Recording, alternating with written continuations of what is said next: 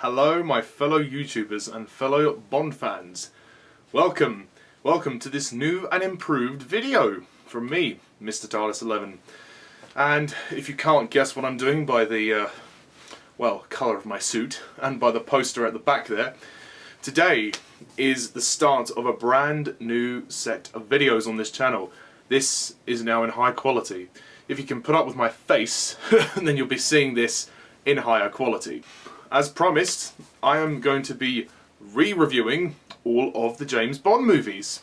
This is in preparation for the new Bond movie, No Time to Die, which is coming out in 2.5 months. So, without further ado, let's begin this re-review of Dr. No.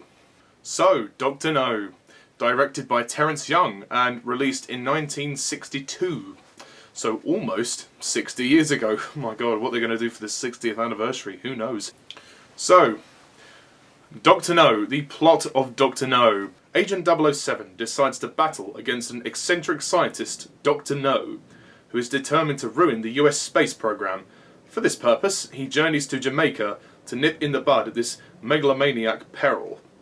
That's essentially a brief rundown of what goes on in Dr. No. So, Dr. No, the very first James Bond movie. How is it? In my opinion, it's good. Yeah, I like it. I won't say it's the best Bond movie ever, and I certainly won't say it's the best of the entire series. And it's certainly not Sean Connery's best Bond movie, for questionable reasons, which I'll talk about. However, it is a very solid movie, and I really do enjoy Dr. No. I mean, look, this was the first James Bond movie, so they really had nothing to go on. We get something that's quite fun. I think that's the best way to describe it, is that it's good fun. It's very meat and potatoes, very basic, very straightforward, but it knows what it is. I will say, though, part of my reservations are some of the stranger elements of the film. Like, when the movie begins, there is no pre-title sequence, because they didn't think of one at the time. So, instead, we open with a Harry Saltzman and Albert R. Broccoli Presents logo, and then that crosses over with the Bob Simmons gun barrel.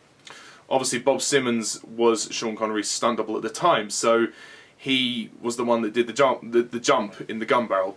And then we hear the Bond theme, and we get basically the title sequence is a load of polka dots, which is fine. I mean, I like the title sequence. It's pretty good for the first attempt, although there are two changes in music, which is quite bizarre. You've got the original James Bond theme, of course, which plays at the beginning. Then it crossfades into this silhouette of these dancers, and then it's like a load of it's kind of like this weird reggae music. And then, shortly after that, we get the three blind mice. What? Obviously, the assassins in the beginning of the movie are called the three blind mice, but still, the point I'm trying to make is, in the title sequence, it is very strange how they have the song going, three blind mice in a row. And you see them walking like this. Three blind mice in a row. Three blind mice in a row. It's just a bit weird. So that doesn't really make a huge amount of sense to me. But anyway, the movie opens with a very interesting sequence with a load of assassinations, and then the three blind mice obviously acquiring the file of Dr. No. But the best bit of the opening is the way Sean Connery is introduced as James Bond. That is classic. He's gambling, and then he's gambling with Sylvia Trench, who is one of the Bond girls of this film. And he says, "Oh, I admire your courage, Miss Trench." And she's like, "I admire your luck, Mr. Bond. James Bond." And, oh god, it's so cool. Probably the best delivery of the line, of the classic line in all 24 movies, well, soon to be 25 movies, we'll see about No Time to Die, but very classic delivery. I really like the way Connery oozes cool in this film. Bond. James Bond. Immediately, Sean Connery is James Bond. He's just cool, he's suave, he's sophisticated, and he's tough when he wants to be.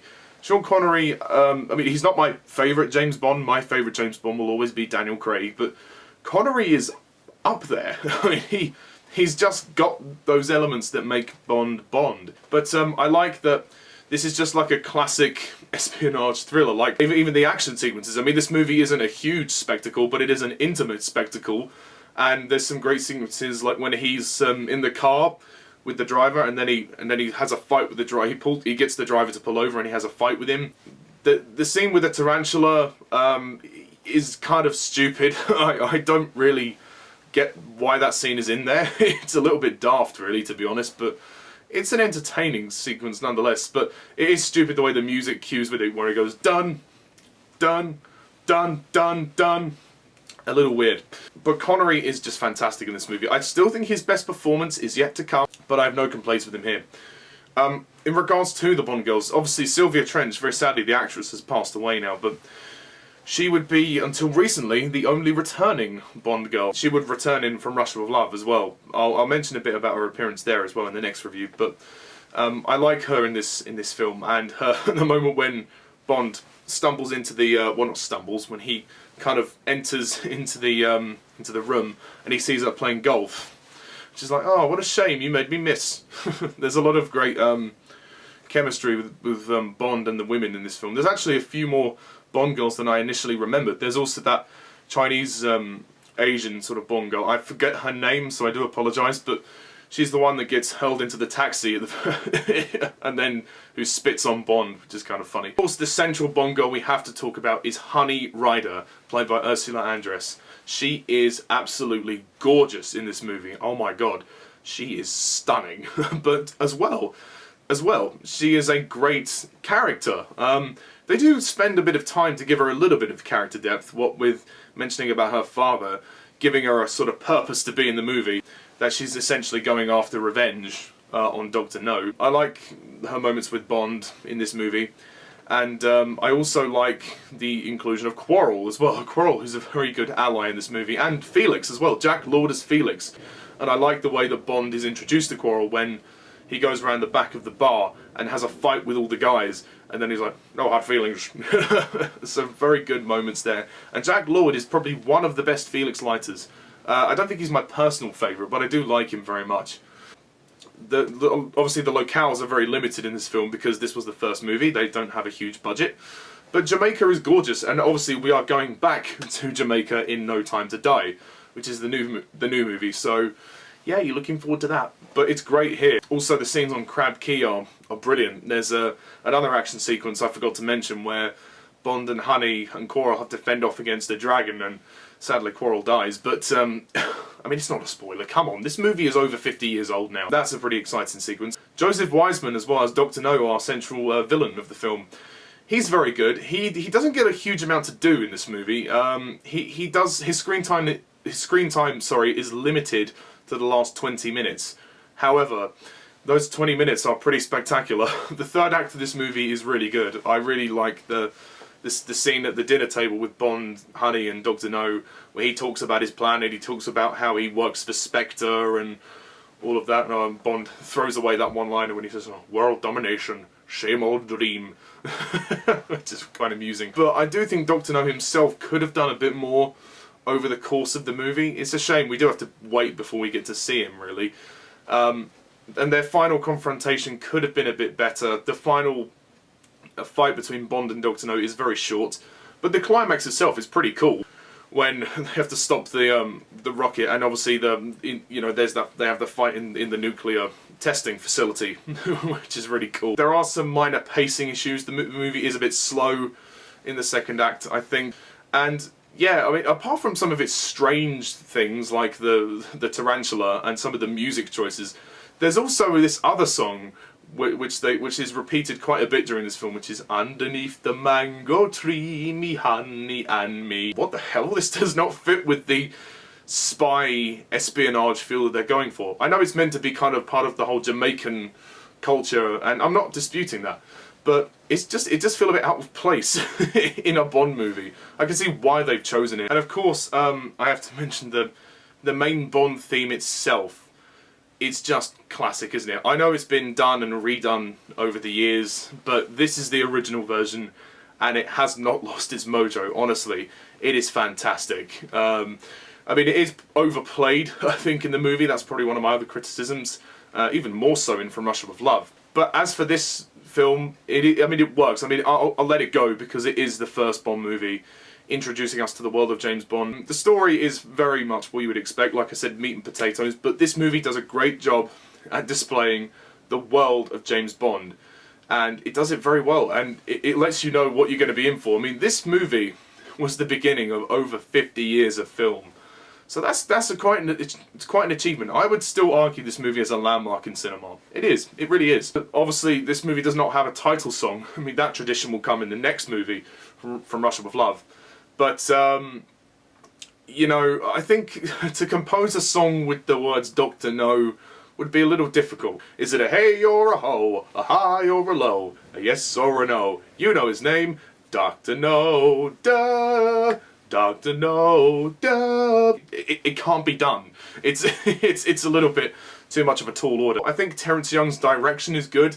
He definitely he gives you the kind of the basis of the formula of, in terms of what we're going to expect in the later movies. There is still more to come, but he gives you a flavour of what James Bond is. I mean, obviously this was not the first book that was written, so obviously they didn't have the rights to do Casino Royale, so I guess Dr. No was a good way to start. And because you know, it's simple, fun, an easy watch. It's just short of 2 hours long. I think it's 1 hour 50 minutes, which is perfect. It's a mixed bag. It's a genuine mixed bag, but as the first movie goes, it's very good. And John Barry composed a great score as well. Again, the best is yet to come, but this is a good template of what the later films can go off. Without this movie, we wouldn't be here today talking about No Time to Die. So we owe Dr. No a huge debt.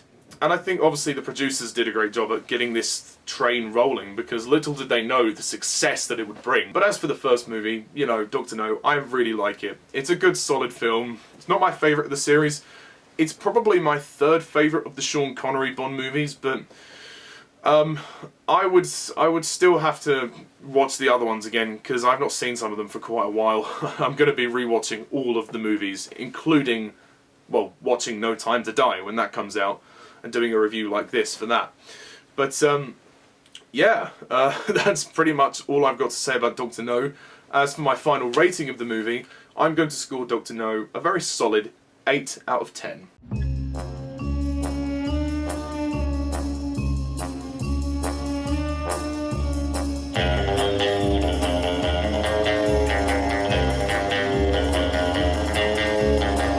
So that's it. I hope you enjoyed the first of these new Bond reviews, and I hope you enjoyed seeing me and hearing me in a better video and audio quality, and I hope you liked the suit.